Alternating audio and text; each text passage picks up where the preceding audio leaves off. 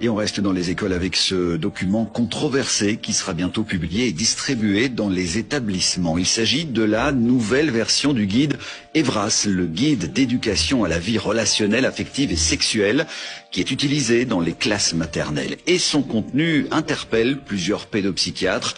Ils estiment que certains passages sont inadéquats, voire dangereux pour les jeunes enfants. Chantal Monet et Pascal Noriega ont pu consulter ce document.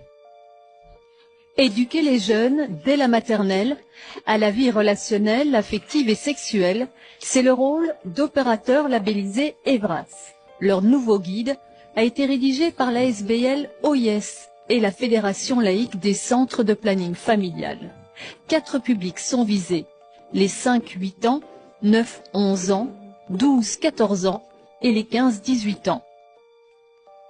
Un guide qu'a parcouru cette pédopsychiatre spécialiste de la petite enfance. Il y a des parties qui sont très bien faites, et je tiens à le souligner, mais il y a aussi des parties qui ne répondent pas du tout aux besoins des enfants, mais qui pensent y répondre évidemment, mais qui répondent à des questions que les enfants ne se posent pas.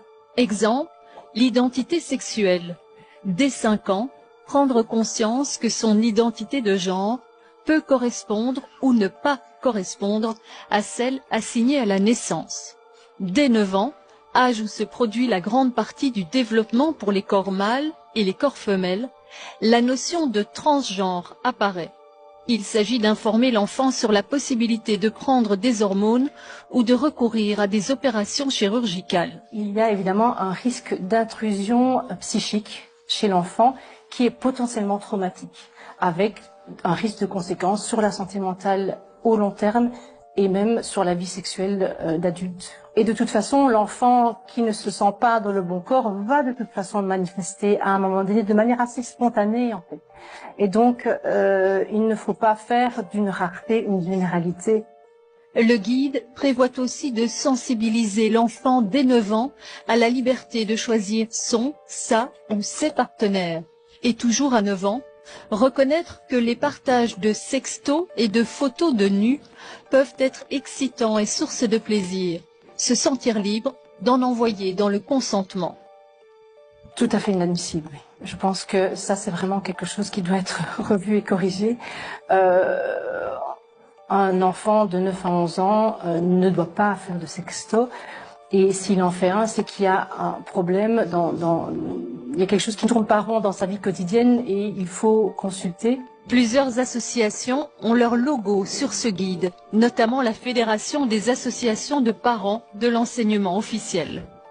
C'est un très bon guide. C'est clair que tout le monde ne partage pas cette vision, mais il est grand temps que ces formations prennent en compte les problématiques actuelles. Du côté de l'enseignement catholique, c'est beaucoup plus mitigé. Quelques éléments peuvent poser des questions sur la réelle adéquation entre les contenus et les besoins des enfants en fonction des tranches d'âge. Nous restons ouverts au débat. Les associations de parents de l'enseignement catholique évoquent un dossier problématique et disent avoir été mises devant le fait accompli. Au cabinet de la ministre de l'Enseignement, on nous répond que le document n'est pas encore finalisé.